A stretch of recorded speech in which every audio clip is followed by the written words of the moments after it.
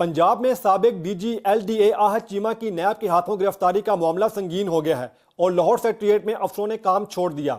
मुलजिम की रिहाई के हवाले से पंजाब की ब्यूरोक्रेसी के दरमियान मुशावरत जारी है।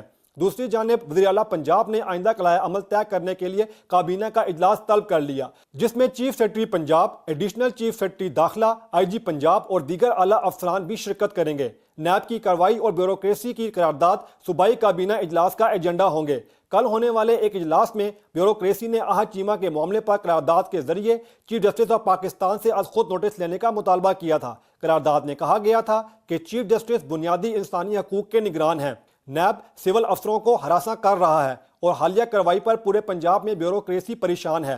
गुज़िश्ता रोज एहतसाब अदालत ने आशियाना हाउसिंग स्कैंडल में साबिक डीजी LDA आहत चीमा को 11 रोजा जिस्मानी रिमांड पर नैब की तहवील में दे दिया था, जिस पर पंजाब ब्यूरोक्रेसी की जानिब से शदीद एहतजाज सामने आया था।